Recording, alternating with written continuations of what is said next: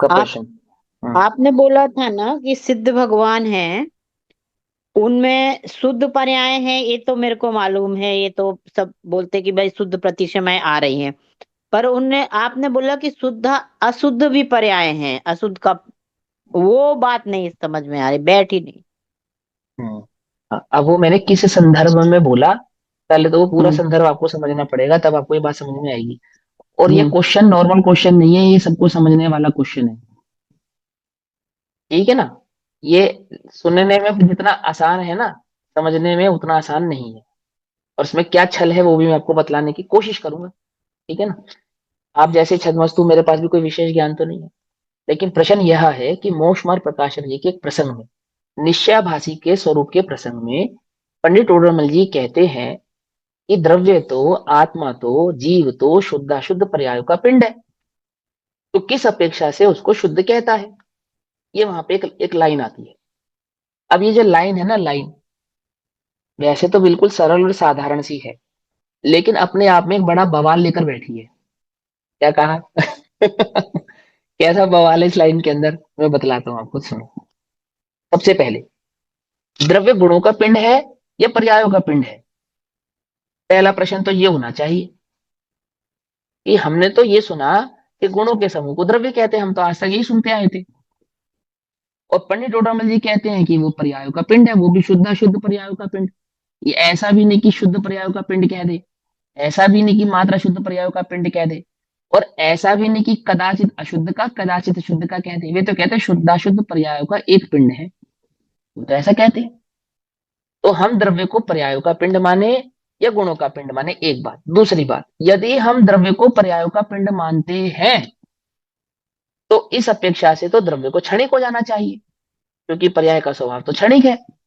और क्षणिक पर्याय का स्वभाव होने से द्रव्य भी क्षणिक होगा, और द्रव्य क्षणिक होने से द्रव्य का अभाव हो जाएगा। तो जो बौद्धों का मत है, वह तो आपो आप ही सिद्ध हो गया कि शुद्धाशुद्ध पर्यायों का पिंड होने पर उस द्रव्य का पर्याय के अभाव के साथ साथ द्रव्य का भी अभाव हो जाता है ना, बौद्धों का क्षणिकवाद। ये दो प्रश्न भी इसके अंदर निहित होने चाहिए, इन दो प्रश्नों पे भी चर्चा होनी चाहिए।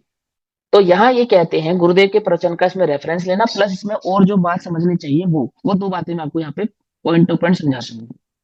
सबसे पहली बात कि आप तो शुद्धाशुद्ध पर्यायों का पिंड है। ये बात जब पंडित टोडरमल जी कह रहे हैं तो किस संदर्भ में कह रहे हैं? कि वो सांख्य मति निश्चयभाषी के संदर्भ में कहते हैं।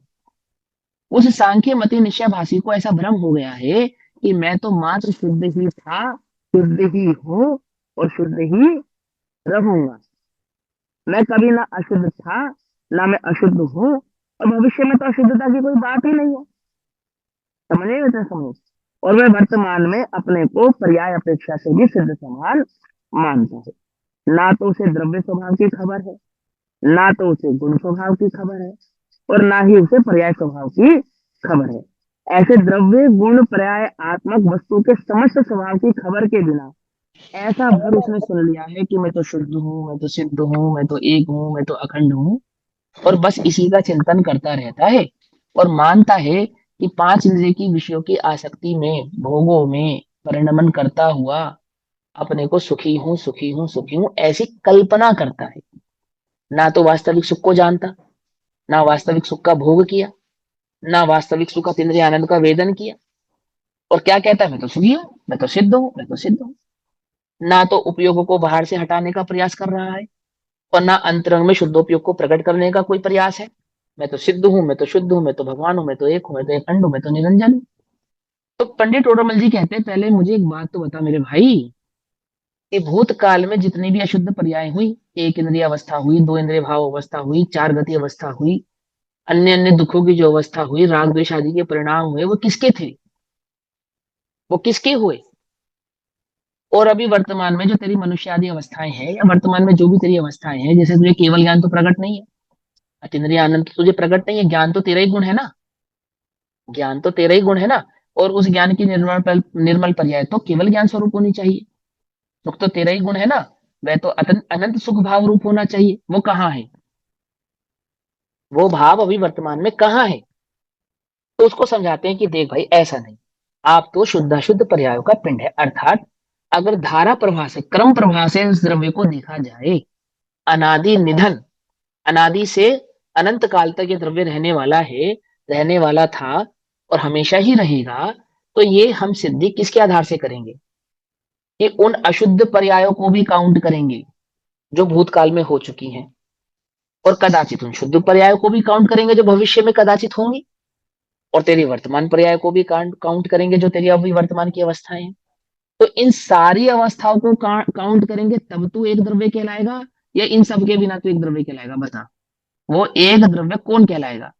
वो द्रव्य गुण पर्याय के समग्र भाव वाला द्रव्य द्रव्य कहलाएगा, या समग्र द्रव्य गुण पर्याय के समग्र भाव के बिना वाला द्रव्य द्रव्य कहलाएगा?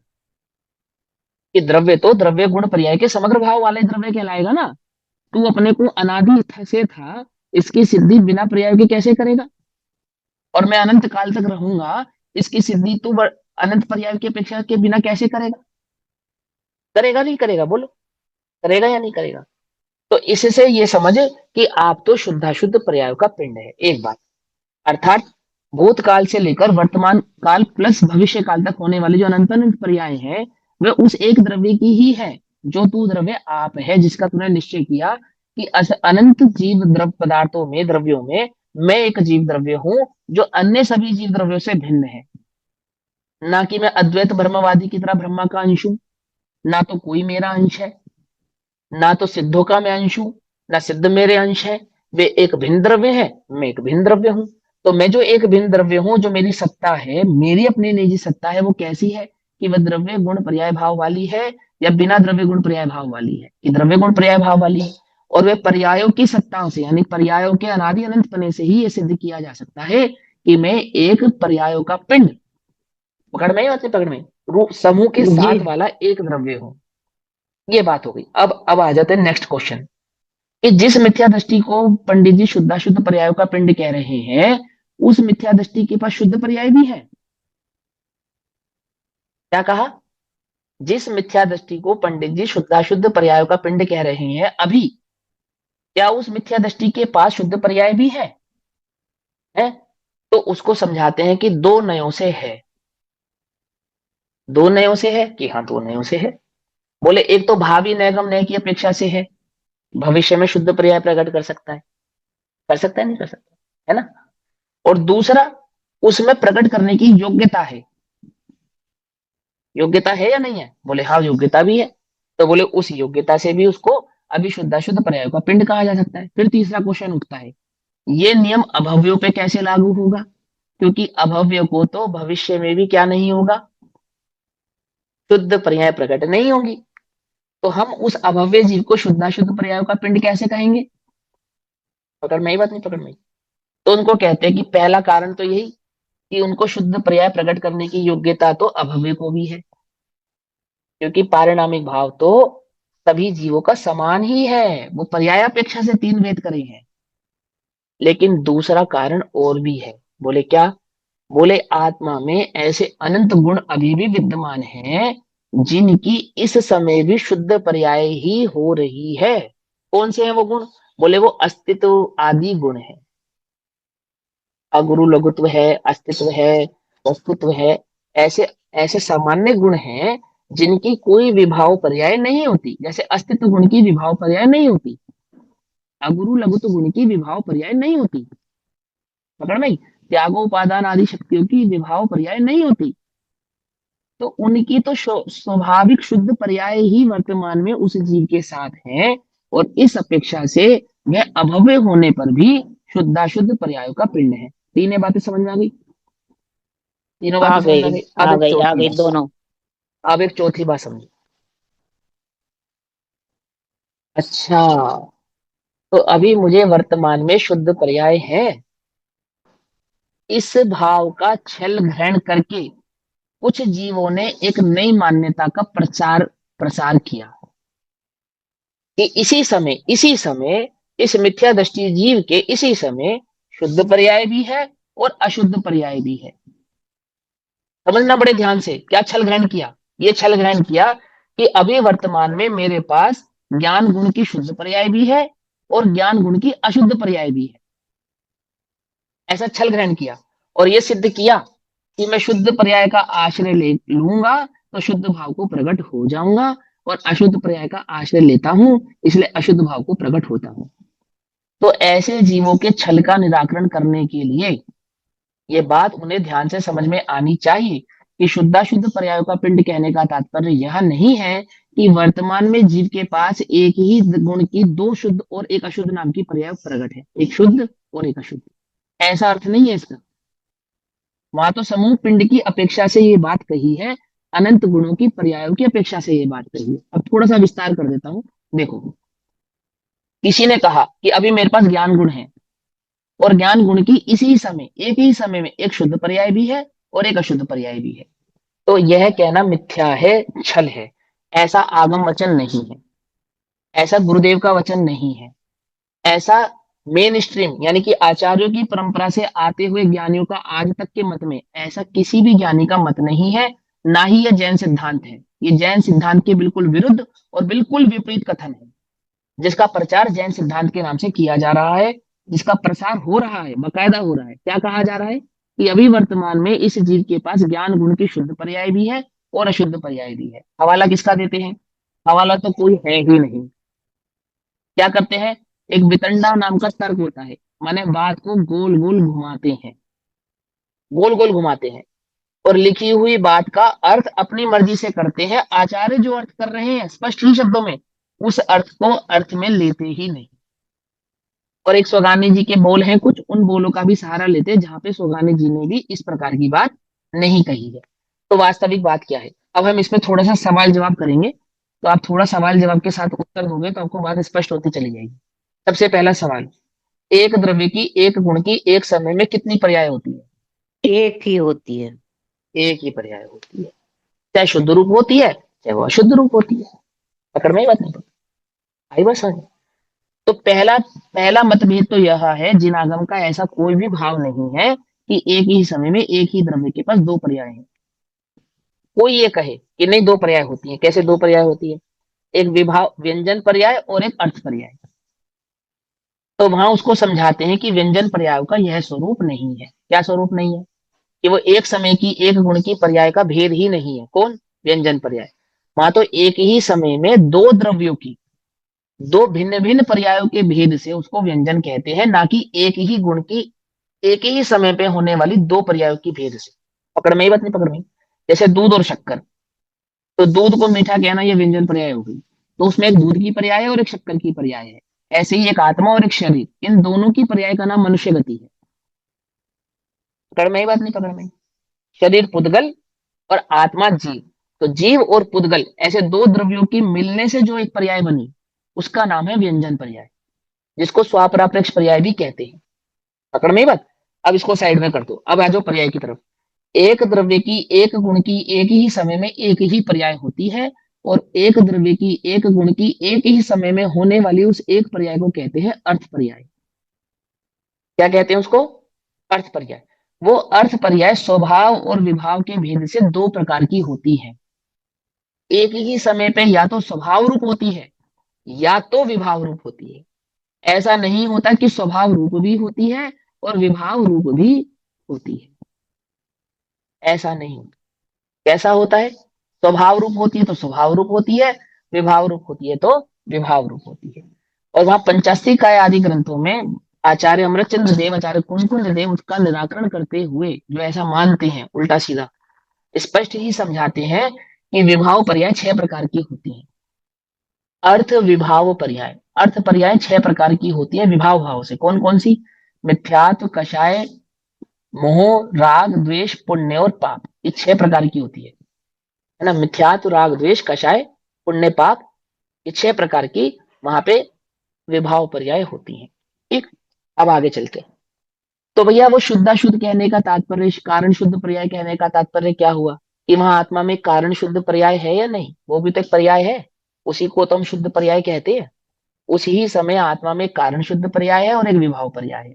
हम तो उस अपेक्षा से कहते हैं। तो उसको कहते हैं, गुरुदेव कहते हैं, हिमांशु जैन नहीं कह रहा ये बात गुरुदेव कहते हैं, ये बात आचार्य कहते हैं, आचार्य अमरचंद्र देव कहते हैं, आचार्य कुंदकुंद देव कहते हैं कि कारण शुद्ध पर्याय कहने का तात्पर्य पर्याय नहीं है। तो क्या है?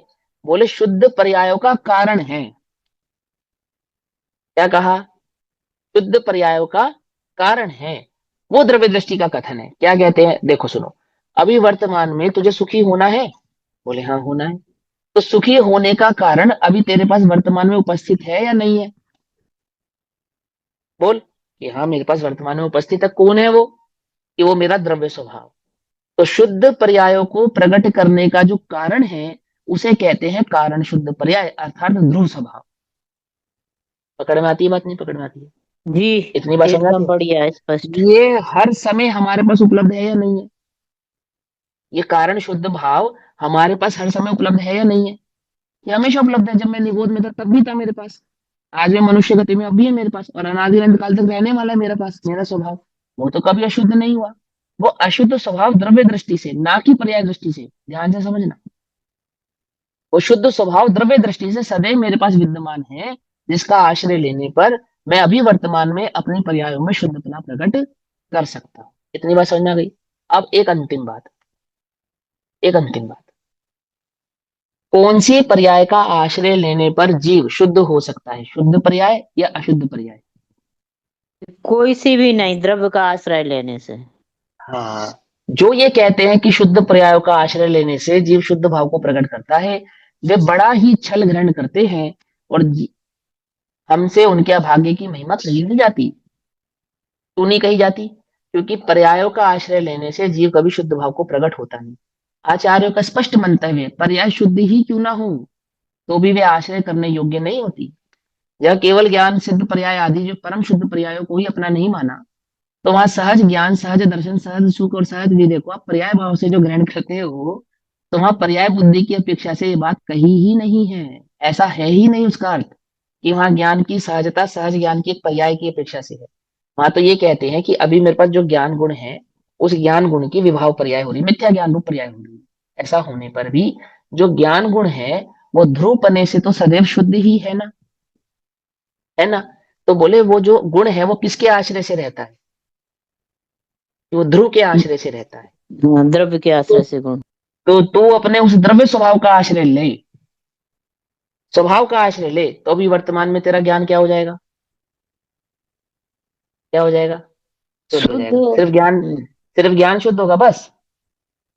ओहो, पूरे के अनंत पूरे गुण। द्रव्य के अनंत गुणों की पर्याय शुद्ध हो जाएंगी, ऐसा है ना? पकड़ में बात है, पकड़ में। किसका आश्रय लेने से? शुद्ध पर्यायों का आश्रय लेने से नहीं, शुद्ध द्रव्य का आश्रय लेने से। और वो द्रव्य, उसका स्वभाव ध्रुव है या पर्याय है? बोलो।